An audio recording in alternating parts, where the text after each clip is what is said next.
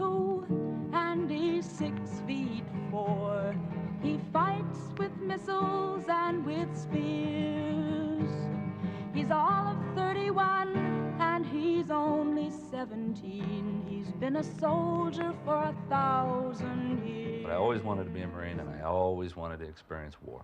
Just glorious, the best of the bunch. You know, the day you went in was the day you were stamped. You know, you were able to shave. You were a man. He's a Catholic, a Hindu, an atheist, a Jain, a Buddhist and a Baptist and a Jew. And he knows he shouldn't kill, and he knows he always will kill. You for me, my friend, and me for you. We lost, they lost, the people that lost their lives, whew, too bad.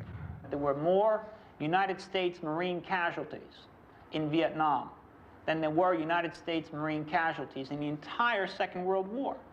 The day I left, you know, it was like, geez, you know, I mean, somebody's pulling me out of hell. He's fighting for Canada, he's fighting for France, he's fighting for the USA, and he's fighting for the Russians, and he's fighting for Japan, and he thinks we'll put an end to war this way. And he's fighting for democracy, he's fighting for the Reds. He says it's for the peace of all. He's the one who must decide who's to live and who's to die. And he never sees the writing on the wall. I've been through the anger, I've been through the rage and the sorrow and the depression and the alienation and everything. I'm just bitter right now. We're not the heroes at all. We're the fools. He's the universal soldier, and he really is to blame. His orders come from far away no more. Hey, America, look at these guys. Hey, America, understand what's happened. And brothers, can't you see? This is not the way we put an end to war.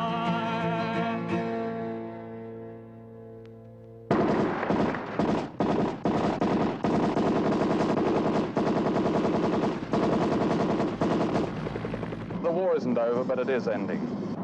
It is ending not because of the Paris talks or the demonstrations at home. It is ending because the largest and wealthiest and most powerful organization on earth, the American Army, is being challenged from within, from the very cellars of its pyramid, from the most forgotten, the most brutalized, and certainly the bravest of its members. The war is ending because the grunt is taking no more bullshit. I just can't take too much pressure from the Army. What happens to an unpopular officer? A friend of mine, captain, kind of got shot in the back. I made that film with director Charles Denton in 1970, at the height of the Vietnam War, which I remember as a constant Halloween night, always growing brutally real. On patrol, tripwires made each stone and twig a threat to life. Pulling leeches off each other was a ritual that relieved the hours of waiting for the seconds of terror. And with each step calling for a superhuman effort to reclaim a boot from the sucking mud, a hand would reach back, followed by a reassuring voice. Come on, man, let's go. The voice would come from a street corner in the Bronx, a rural town in the Confederacy, a steel mill in Pennsylvania, Little People's America. Last year, a poll found that 62% of Americans believe that Vietnam veterans fought in the wrong war, in the wrong place, at the wrong time, and were suckers. This is a film about those suckers. They made up the greatest volunteer army in history. They came home not to parades, but to a purgatory of silence, shame, indifference. Or they came home in plain wooden boxes, marked this way up, unviewable. Today, there is not a single national monument to their dead, as if America's longest war didn't happen. The right wing insists the war should have been won and blame the veterans for not winning it. Those on the left see them as baby killers and dupes. And those in the middle regard them rather like last year's car, obsolete.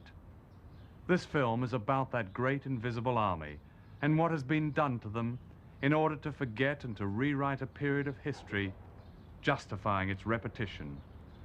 For the echoes of that adventure, in which perhaps 1 million civilians died, are being heard again today in another Vietnam, where only the geography has been changed and the appetite for war without heroes remains as voracious as ever.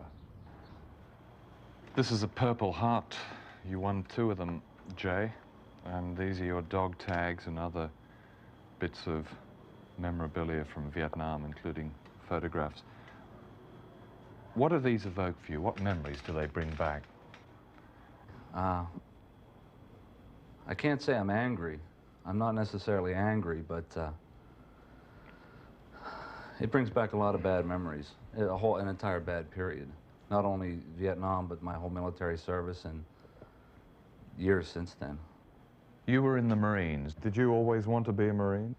Oh yeah, you know, it was just expected. You had to go in the military. I mean, I wasn't forced to go, but it was just, you know, it was expected. Of course, you go right into the military out of high school. It's the best thing for you, you know. Make a man out of you. Then if you want to go to college, you can come back and try that or whatever. But I always wanted to be a Marine, and I always wanted to experience war. I was raised on it. Every birthday I got cap guns and helmets and canteens, played war all the time when I was a kid. The television was always war movies, Sands of Iwo Jima, Back to Bataan. And I got used to that John Wayne idea. To be a Marine, that's how you become a real man, is become a Marine. Because John Wayne never served a day in his life in any military service, but he's the greatest Marine we have. So when Vietnam started to heat up when I was like a sophomore in high school, I was just, oh boy, this is, you know, now there's a war for me. I can get in there, I can, you know, I wanted to serve my country, it's almost bizarre to think about it now. Did you enjoy Vietnam at any stage? Because you had been brought up to love war, and there you had your war, your very own war. Well, see, on television, when somebody would get shot, they would, oh, and they would fall down. There was no blood. You know, I just, when I first got there and I saw people torn to pieces and blown in half and shot through the head, and I went into shock. I know I did. I know I was in shock the first 2 weeks I was in active combat. But that, I couldn't believe it. I couldn't believe that that's what it looked like. And it was actually that nasty. And I came back from Vietnam. I had a heroin addiction. I was just in the beginning stages of becoming an alcoholic. I had, my opinion on life itself had, you know, completely changed. I was just disgusted with everything. How did you become addicted to heroin? When I first got to Vietnam, I ran into a guy I'd gone to high school with. And he was the first one that said, you know, if you go out to the bush, which I was going to the bush in a combat outfit, you can't drink out there. If you get drunk, you can't function. When I got to my unit, it seemed like everybody was getting high, one way or another, some sort of drug, and I fell right in with the wrong people. I hate to use that term. They were the right people for me at the time, but they were all shooting dope, and you know, it was easy to get, very accessible, and I just started from there. I think I continued with it.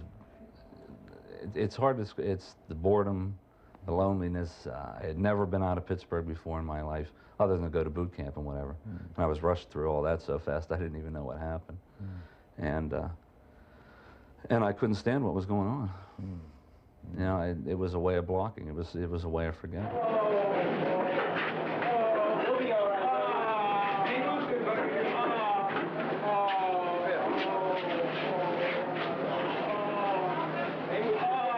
Some of the atrocities that went on in Vietnam, some of them really shouldn't be told.